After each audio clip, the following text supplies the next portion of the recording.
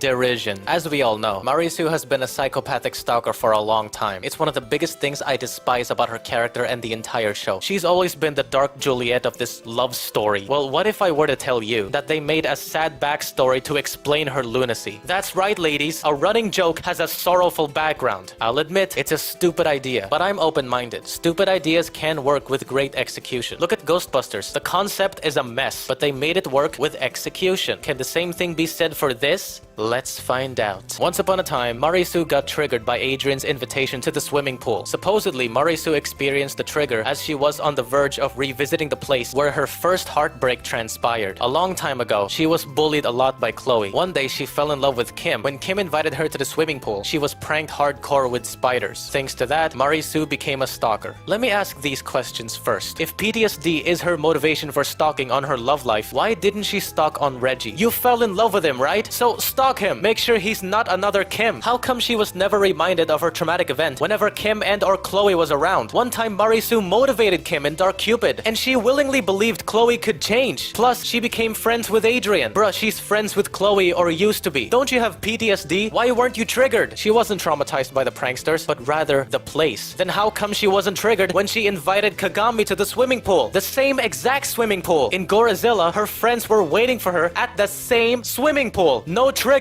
She wasn't traumatized by the pranksters nor the place, but the event itself. Does that make sense? Well, it's essential to recognize that everyone experiences PTSD differently. Some individuals may not display immediate symptoms or be triggered by things associated with their trauma. Unpopular opinion, her backstory did not contradict the entire show 100%. It's still contradictory, but we'll get to that later. In my opinion, it does make sense that she wasn't triggered by simply looking at Kim and or Chloe after all this time. She was triggered specifically by Adrian's invitation to the pool. That's her trauma, not the pranksters, not the place, but the event. The idea of going to a pool date with Adrian triggers her because it reminded her of what occurred long ago. She became irrationally scared for remembering or possibly experiencing the same thing again. So yeah, this makes rational sense. Speaking of rational sense, one of the biggest purposes of Derision is to give a rational explanation to Marisu's craziness. Apparently, her PTSD is why she's been a disgrace to society, a psychopathic stalker, a thief, etc. Here is exactly what she said after the traumatic experience. I'll never tell another boy that I love him before I know everything about him. Whether he's kind or not, thoughtful, what he does outside of school and with who, I'll know everything. His birthday, all his first names, his schedule, his favorite things, and above all, I'll make sure that he is not friends with Chloe. I'm no expert in mental illnesses, but based on my research, Marisu has hypervigilance, a symptom of PTSD. This is PTSD, right? She's constantly on the lookout to defend herself from experiencing her trauma again. That's why she stalks on Adrian, to make sure he won't end up like last time. It's all a defense mechanism. I'm not saying every person who suffers from PTSD acts like this. What I do want to say is, not everyone has the same reaction to their PTSD, so her reactions are somewhat comprehensible, not saying they're justifiable. She didn't do the same thing to Reggie or Cat Noir when she fell in love with those guys because they aren't friends with Chloe, and she's not aware that Cat Noir is Adrian, so there was no pretext to keep an eye on them specifically. Also, Marisu couldn't bring herself to tell Adrian that she loves him as she needs a picture of a cow due to her PTSD, not because of a recent disaster. This still makes sense, ladies. If someone experienced trauma long ago and they faced a much bigger trauma today, the impact of the first trauma would still be remembered. Traumatic experiences have a profound effect on humans, leaving lasting imprints on their psyche. Each traumatic event leaves its own unique mark. While the intensity of the recent trauma may overshadow the previous one temporarily, the initial trauma would still remain a part of their memory. The first trauma cannot simply be erased. All in all, Marisu's past does somewhat serve as a rational explanation for her bad actions and stupid decisions.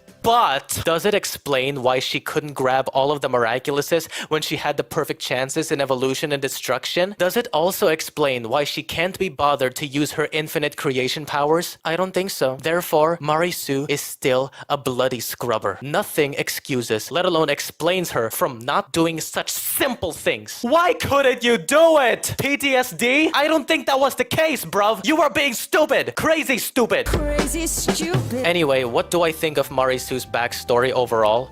It's bad in the end. Let's get into it. Quick heads up, I don't care about Chloe anymore, but she needs to be discussed. Problem number 1, foreshadowing. How was I supposed to know that her stupidity was something I should be feeling bad for all this time? How was I supposed to know that she was worried about something else after the events of Strike Back? You can't expect me or anyone to understand her PTSD problem right away without doing any research. Look at me, I had to do research and ask a bunch of questions because PTSD is not a self-explanatory thing, especially for kids. It is a complex psychological condition that affects citizens differently, and therefore not everyone exhibits the same reactions. A little foreshadowing would have helped, or at least make it easy to understand, you stupid moron. I was invested in Chloe's backstory back then because they revealed clues early on, and it was scattered throughout in an easy way to grasp before her mother made an appearance, which brought closure to her backstory. It was simple foreshadowing. But Marisu, no foreshadowing at all. As far as I know, her traumatic event was never hinted at. There were no clues to it. All she did was stalk and obsess over Adrian again and again and again and again and again and again. Maybe these two could have talked about what happened to Marisu long ago. Maybe some people who witnessed her traumatic event could have discussed it or remembered it in their heads when Marisu went to the swimming pool. Any type of herald would have helped a lot. I mean, how can I get excited for Marisu's origins if they never gave me any clues along the way? You could have at least told me that it was something important. A good story is all about building anticipation. Preparing the viewers for upcoming revelations helps them feel more invested. Without foreshadowing, a flashback would feel forced and contrived. It's like they panicked and tried to spice things up last minute. Sorry, but I'm not buying it. Marisu's past experiences with Chloe was indicated, but there was never any indication specifically for her traumatic event. Actually, her flashback does have build-up in 3 episodes from season 5, Jubilation, Perfection, and Migration. Okay, but it's kinda late. More on that later. Problem number 2, Kim. He's an inconsistent maniac. In the retrospection, he didn't take any of Chloe's basic insults as what they are, because I think it's his dark humor. If Kim's humor does go that way, how come he didn't laugh when Chloe took a stupid picture of him in Dark Cupid? Come on, Kim, laugh a little. Don't you have dark humor? The joke was directed towards him, so he didn't find it funny. Okay, does that mean he learned? No! He's back to his old self in Derision. He isn't willing to apologize for having dark humor. Also, he pranked Marisu with spiders, despite his fear of spiders. So what did Chloe say to you this time? She offered to go on a date with you? No, she threatened to tell everyone I'm afraid of spiders. Bullshit! I'm pretty sure this wanker has more inconsistencies, but without a doubt, the most inconsistent thing about this guy is his feelings for Chloe. Let's revisit past episodes, only the ones regarding his feelings for Chloe. In Maledictator, everyone, including Kim, celebrate after Chloe left. So that means he doesn't like her, even though he snatched Alia's phone for her. Chloe took a stupid picture of him. Chloe threatened him. Kim offered himself as a dancing partner. He became a human shield for her, and he invited Chloe to the movies. Does he like her or not? Honestly, what other proof do I need? Look at him. He's so happy that she's gone. Clearly, he hates her, right? Maybe he started gradually liking her again after she saved Paris with Ladybug. Yeah, that kind of makes sense. Except in later episodes, I see nothing but either Kim getting annoyed or not giving a about Chloe. In Queen Banana, he agreed to make the film without her. In Penultime, Chloe's aloof off Kim. Lastly, in Perfection, look at his face. He's mad that she took Marisu's territory. So does he hate her? I don't know. In Derision, he says Chloe is the prettiest and funniest girl in the whole universe. What? Where'd that come from? As far as I know, this was never foreshadowed. I never saw Kim reconsider his feelings for Chloe. So was he in character when he said Chloe is the prettiest and funniest girl ever? Most definitely not. It doesn't make sense due to the events caused prior to this murder. When did he change his mind about Chloe for the billionth time? Makes me wonder, was Kim in character in the flashback as well? No, I highly doubt that. I firmly believe that before this took place, he used to be someone who doesn't like dark humor and who doesn't like Chloe. Until one day, out of nowhere, dark humor became his thing as well as Chloe. I need to know more about this guy to make sure he was in character when he pranked Marisu with spiders, and to make sure he does admire Chloe. Does he like her? Does he not? Spill the beans already, you stupid blighter! Chloe's the prettiest girl in the world and the funniest too. Hey! Do the thing! Be my Valentine? Wait till everyone gets a load of this! Yes, Kim? Nothing. What did Chloe say to you this time? She threatened to threaten to tell everyone I'm afraid of spiders. How about a dance with an awesome guy? If you touch one hair on Chloe's head, you'll have to answer to me. I asked Chloe. Remember the girl I told you about in my class? Hey, Chloe, you're the one who's supposed to stop the book. There is no way that I'm touching that round thing. I don't see a reserve sign anywhere that reads pathetic, ridiculous, or utterly ridiculous. Chloe's the prettiest girl in the world and the funniest. Chloe's the funniest girl in the world and Chloe's the girl in the world and the prettiest girl in the world and the funniest. Seriously, there's no rhyme or reason behind his constantly changing views on Chloe. It's honestly hard to keep up with his ever-shifting feelings. You never know what you're gonna get with him. One day, he's head over heels for her. The next day, he's so happy that she's gone. And the next day, he thinks Chloe is the prettiest girl in the whole universe out of no... Please tell me, where the hell did that come from? Is he the same Kim or a different Kim? Does this flashback take place in an alternate dimension? Most likely, look at her hairstyle. Definitely dimension B. Kim is frustrating to watch. Will he ever make up his mind about Chloe? Is there something wrong with him? Is he okay? Is he forgetful? If so, then I can understand. If not, then he can go suck a Grayson. If you're gonna have a character who persistently changes his mind, show it on screen. Because, you know, show, don't not show. I think it's logical to conclude that his feelings for Chloe is still not set in stone, even after this episode. I bet you all my life savings that sometime later in the show, he will go back to his old self. He will fall in love with Chloe once again for no reason whenever the writers need him to. It just doesn't make rational sense that he would say Chloe is the prettiest girl ever in front of his girlfriend, and considering everything that happened before. Listen to the way he said it. Chloe's the prettiest girl in the world and the funniest too. You can tell that he was forced to say that. Please don't reveal my biggest secret to the world. I promise I will say Chloe is the prettiest girl ever, even though I don't like her. It's all a trick by the writers. Don't you want to give Marisu a hug right now after what she's been through? I can't express how manipulative the writing is. Back in season 2, I don't exactly know how Audrey became the way she is, but at least she was consistent, unlike Kim. Problem number 3, lateness. It's cool to know that Marisu's origin story has foreshadowing, but I wasn't able to notice and care about it because it was done a little too late, that it made her backstory seem out of nowhere. It feels like they just made this up. Seeing is believing, but sometimes just making stuff up is super believing. The crux of the matter is, so much has happened already. Mr. Pigeon 72 existed beforehand. My investment in the storyline is gone. So what's the use of expounding her psychopathy now? Because you and a lot of people won't stop calling my favorite girl a creepy stalker. Then why didn't you do this earlier? Why didn't you do this when I still care? Better yet, why did you have to make her act like that from the beginning? Tell me why!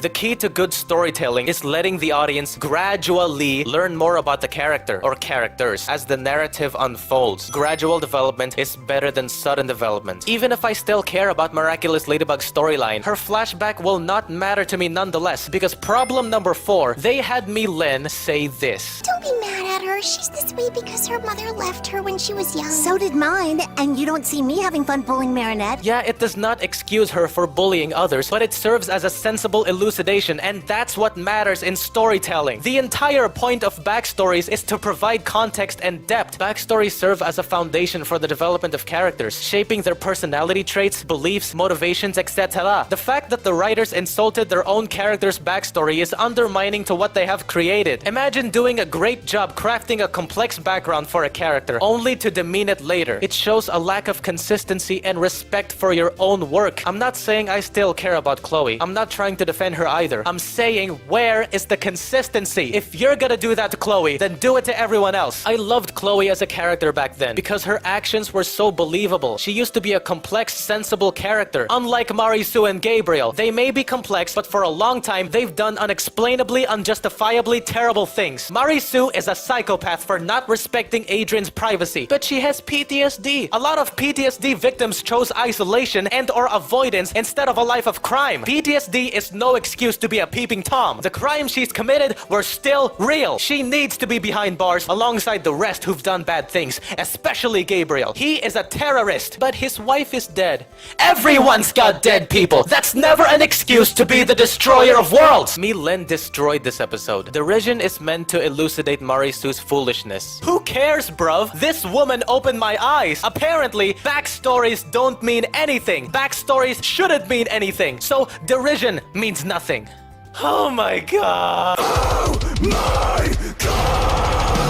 This episode seems like it's demonstrating a certain idea. The idea is that reasoning is another stupid way of excusing yourself for doing bad things. She's this way because her mother left her when she was young. So did mine, and you don't see me having fun bullying Marinette. Girl liked you and you broke her heart. But I had no idea. Just because you have no idea is no excuse. The pain is still real. So as you're watching this episode, you are constantly being reminded that reasons don't mean Reasons are stupid excuses. So what if you have a reason? You still did a bad thing. You're still a bad person. Okay. Meanwhile, the writers are explaining Marisu's intention behind her stalking tendencies to excuse her from being labeled as a lunatic. I don't care! I shouldn't care! She still did bad things! She's still a maniac! What's the point of making sense of her lunacy when it doesn't matter according to you? Also, Rose, can I ask you one question? Just one. How do you know? How do you know? How did you know about Chloe's mother? I mean, you must have some kind of rock-solid proof that her mother abandoned her when she was a child. You must have that, right? So, what is it? Please, share. We're all very interested. Now's not the time to be strong and silent. Correct me if I'm wrong, I do not recall Chloe sharing this information to the public, let alone Rose. I don't remember Chloe talking to her classmates or Rose about her past. Rose and Chloe are not close friends. They're not friends at all. So, how did she know about Chloe's mother? Tell me how! How? Really goes to show that the writers were trying so hard to convince me that Chloe is a piece of shit. Their hatred for Chloe was taken too far to the point where they added more inconsistencies, further destroying the quality of the series. Miraculous Ladybug, do you hate yourself?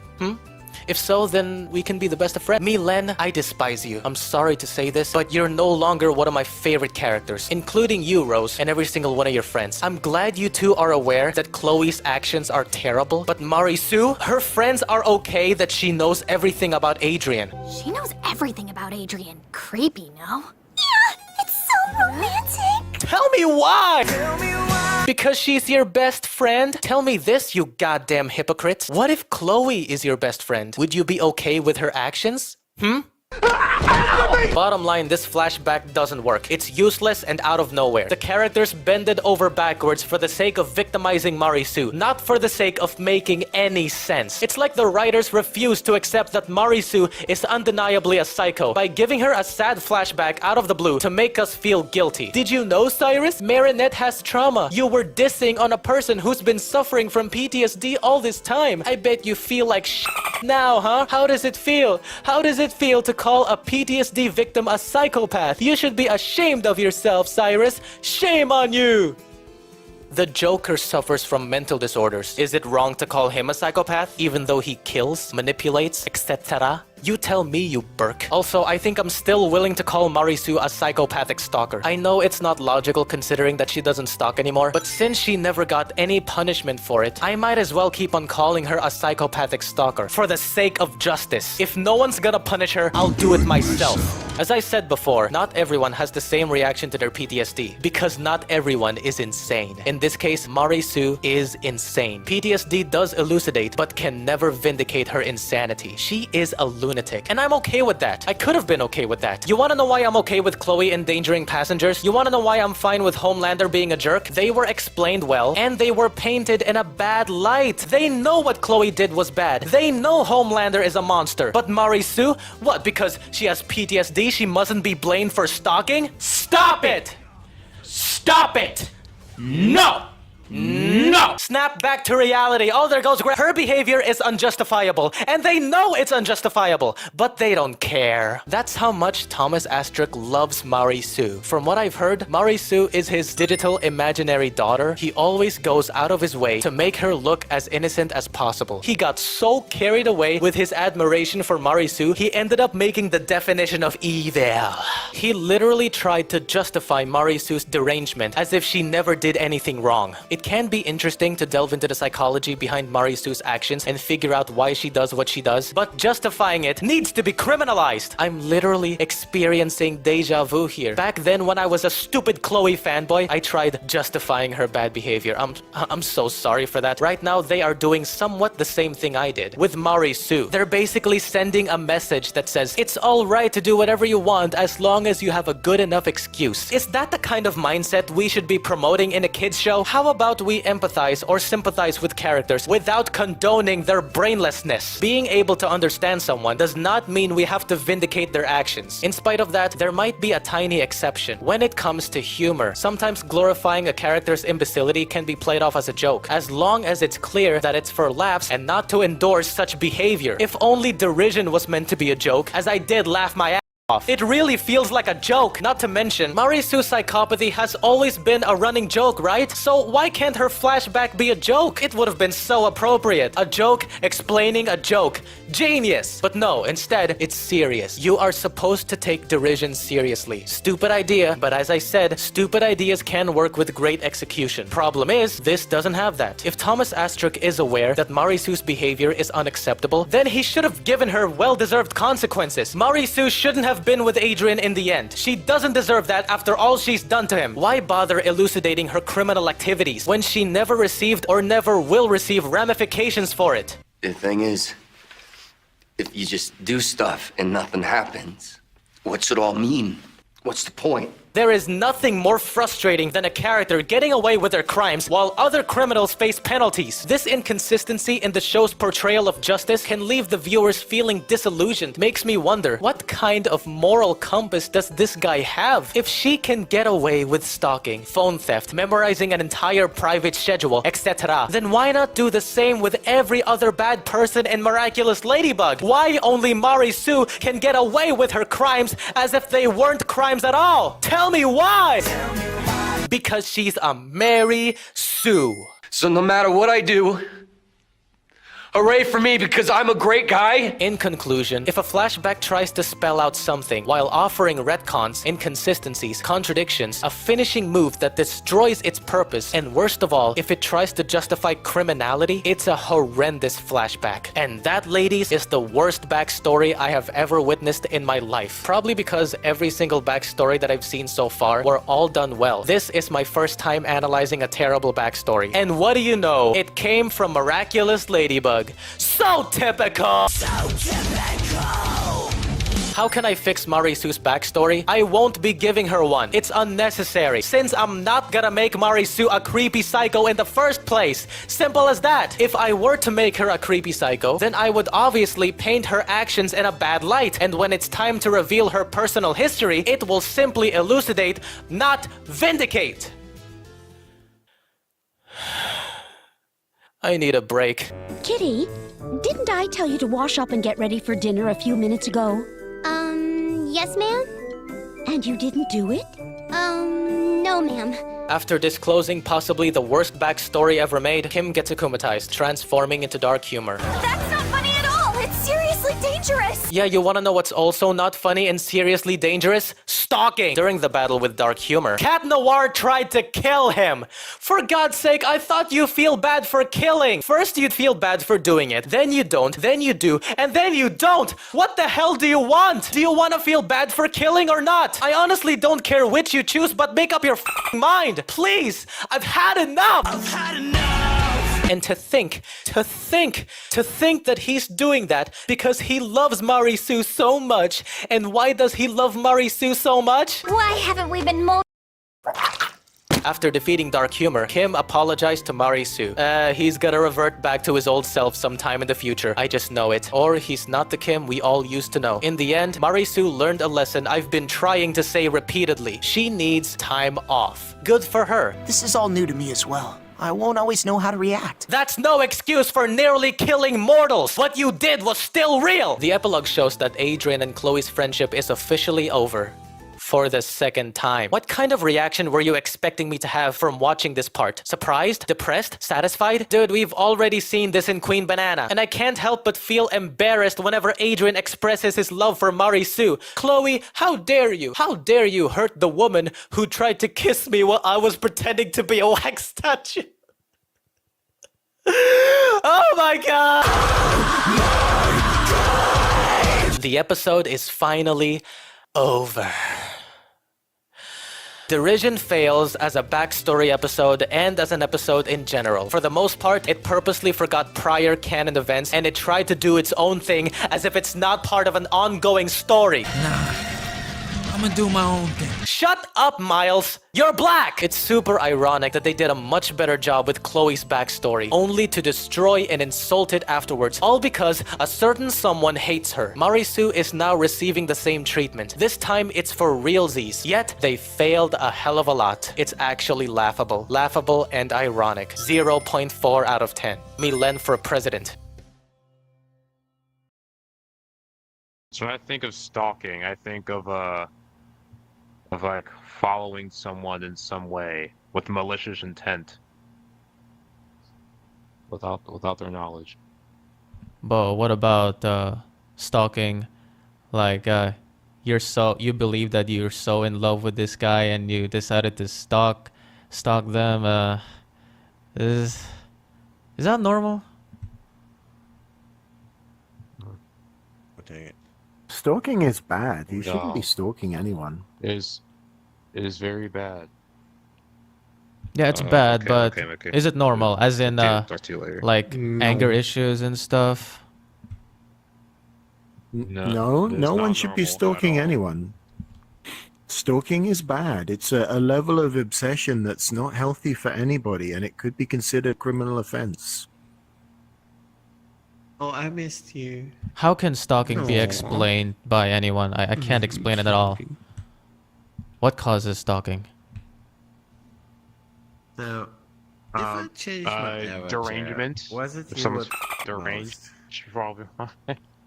Someone who's That's what you deranged. to me. But what about? Same reason. Probably like Doesn't matter because probably similar I reason don't to someone like would what my tongue why is someone would doing. harm another or something. Yeah. Or kill someone. Who's deranged. What about if someone who's extremely There's traumatized? No normal. No, Traumatized that would be a people negative. Don't stalk at all. That's right. They want to keep away from something. Trauma makes you want to keep away from things. But what if? That's probably they're probably using that as an excuse. That's weird. Like, what if? How do I explain this? I watched this episode from Miraculous Ladybug where they explain Marinette's stalking by PTSD. Apparently, Marinette has PTSD. That's why she stalks on Adrian. My menu is not PTSD as a reason for stalking? Avatar. It's yeah. Not showing up. No, that doesn't sound very sensible. It's not working. Like, it doesn't sound believable to anyone? Usually post-traumatic stress renders you incapable of doing most things. It's an inability to handle exposure to a past situation. It very rarely motivates you to do anything except curl up into a ball or avoid social contact. It shouldn't really be a motivator to do anything. Oh, okay. But... Wait. I got another question. What if... Nah, I really can't explain stalking and PTSD. How is stalking and PTSD related even? Why would they even be related, huh? They're not. They're not related. It's a very strange pair of things to... could you just... I mean, these are fictional characters, yeah? They're not real people. They're not real. Story or film. Okay.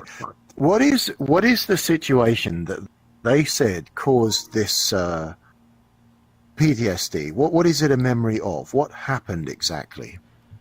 Well, once upon a time, Marinette falls in love with a guy named Kim, and Kim was about to prank her without Marinette knowing, and Marinette accepted the date to the swimming pool, and then the prank was, will you be my girlfriend, Marinette? And then Marinette says, I love you. And then she opens this tiny box and it's filled with spiders. And then Kim starts laughing and the Marinette falls into the pool. And then that's the trauma. She fell in love, but it turned out to be a prank. And now she got the motivation to stalk. And the motivation is, I will never fall in love with a boy ever again, but if I do, I have to know everything about him, his schedule, his birthday, his favorite. I need to stalk him to make sure he won't prank me again. Oh, okay. Yeah. I see what means they're going for. Go on, you speak. You do think you got a good handle on it. Yeah, Kirst. She's still deranged for that. That's Like, that's the entire reason why she want to stalk on Adrian, because she fell in love with a guy again, and she stalks on him just in case, just to know everything about him before considering to love him, because last time she fell in love, it was a prank, a traumatic prank with spiders, and I stalk you because I want to know more about, to make sure that you're not like last time? Is that? Oh yes, because talking to them is out of the question. Yeah, because she's just a teenage girl, but wait, is that even... she's just a teenager, keep that in mind. So, is stalking a valid explanation? I mean, is PTSD a valid explanation for stalking? And keep in mind, I said explanation. Hey, no feet. No, I wouldn't count that as PTSD. I would just say she has a very damaged level of trust. She doesn't have post-traumatic stress. That's a different thing. I say they're using the wrong name for the condition. I think she just has a very limited ability to trust people. And yeah, there you go. Anxiety disorder, trust issues. So if she had PTSD, she'd have things like constant flashbacks of spiders, and she wouldn't be hugely functional around people. It would be crippling. I suspect she's been treated very badly by somebody, and she now doesn't trust partners in general. So, I'm back. Sorry. Welcome back. Yeah, thank you so much. Yeah. So, sorry, I didn't mean to interrupt you. But I see the link they're going for, but I think they've used the wrong name. So, yeah. Okay, but well, Welcome back. I got another question. It regards Marinette again. Go for it. So, since she got traumatized by Kim pulling a prank, specifically a guy named Kim, You're poking me.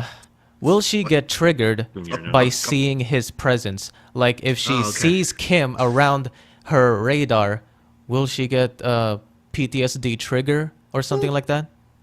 Yeah, that's much more likely. Yeah, because she would have a really negative reaction to that person, possibly to the giving of gifts if she's given a gift. That could be defined as PTSD. You know, I cannot say effectively no, suffering the same reaction again as your body thinks that it's about to experience the same condition, like, say, the spider situation. If she opens a box, she may be afraid. That's PTSD. Soldiers commonly get it around loud bang sounds. They're conditioned to avoid explosions and things. So when they hear something make a loud sound, it will often make them react in a negative manner. And it's a sensible reaction. It's the body or the mind has been hurt, and it's trying to avoid the same pain again, which makes good sense. So yeah, she's gonna suffer when she sees that person, when she sees a box. What an that guy was to give her those spiders and to be such a nasty piece of work. What a terrible thing. Stop. Okay. But it's a thing that I can see kids doing, you know. Yeah. Well, last question.